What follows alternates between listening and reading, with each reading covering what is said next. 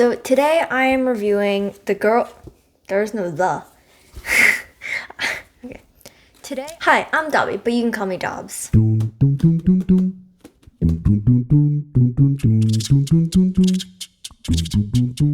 Today I am reviewing Girl in the Blue Coat by Monica Hess.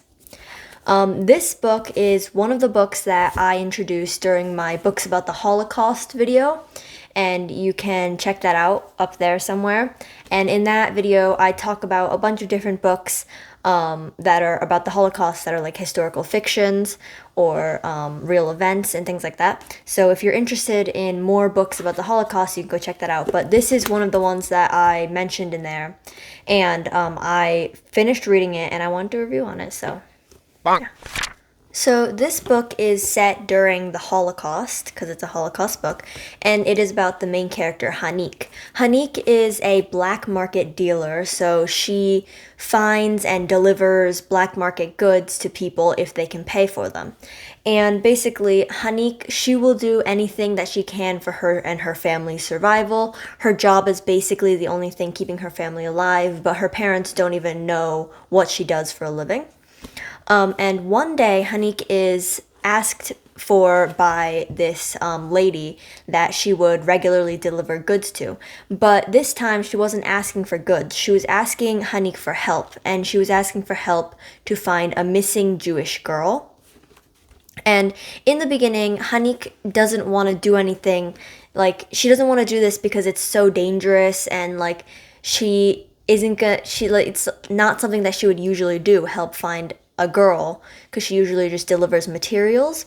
But something compels her to want to help this lady, so she ends up going on this journey, and it's kind of a mystery about what happened to this girl and finding her. Yeah. Bonk. So I really enjoyed the storyline of this book. I think that one of the things that made it so like intriguing for me was that it was a historical fiction, and I like reading historical fictions because like I get to learn stuff about them, but it was also like a mystery tied into the historical fiction. And I like that because mysteries are also like I enjoy reading mystery books and like thinking about what's gonna happen next, like trying to like solve the mystery before the character does. And so the idea of those two like genres tied together was appealing for me.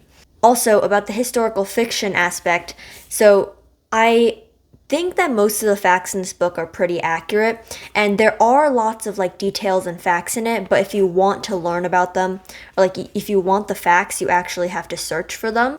But this book is really good for the general like feeling and idea of what was happening during that period of time and how it made people feel and like the impact that it had on the world and like people in general. So one thing that I didn't really like about this book was the main character. I feel like she was kind of annoying, and the way she narrated the book was like, I didn't really like it very much.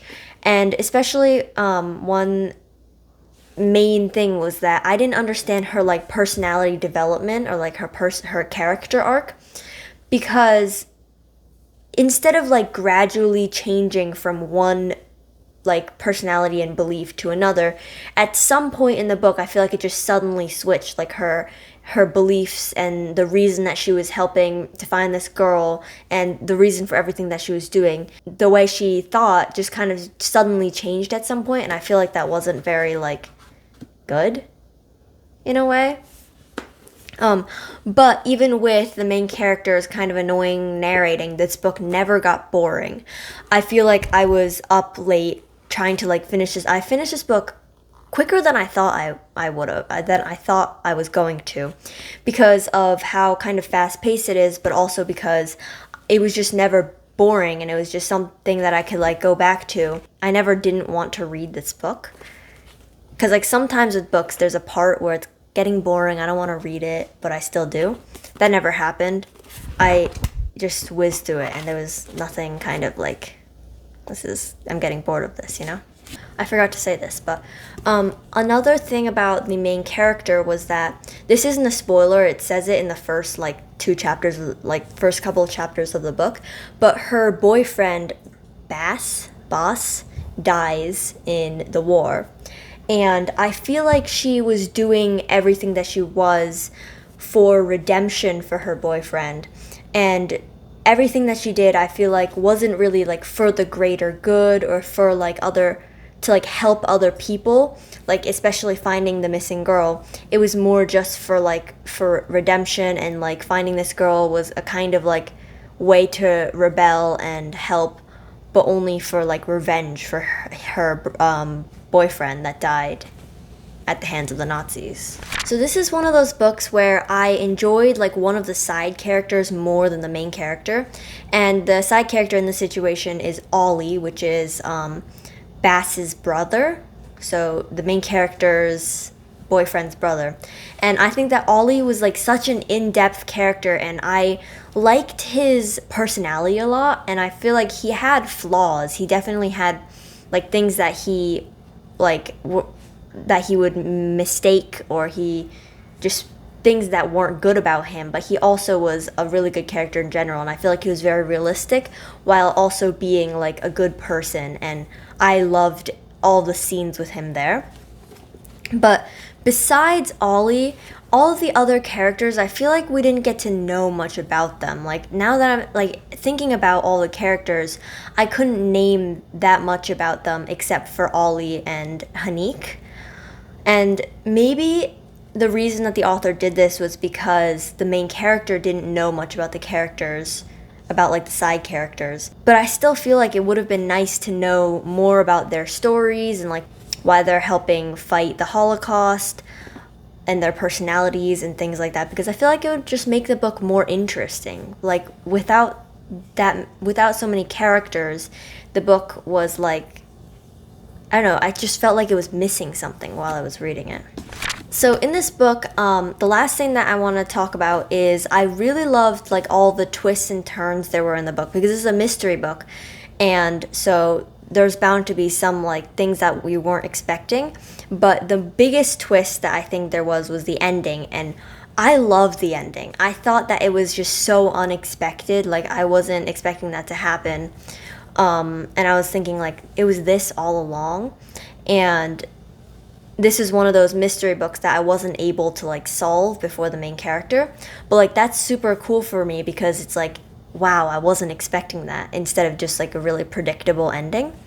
So yeah, I like the ending a lot. So overall, I rated this book 3 out of 5 stars because I did enjoy it. I think that it was a very good, like it was very interesting to read while I was reading it, but it's not going to be like super memorable. Like I'm not going to remember it for like a long time.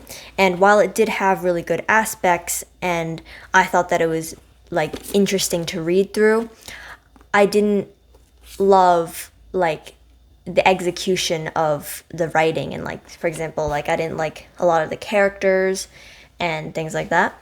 So yeah, 3 out of 5. If you are interested in the Holocaust, you might want to read this book. And if you're interested in the Holocaust and you like mystery, you might want to read this book.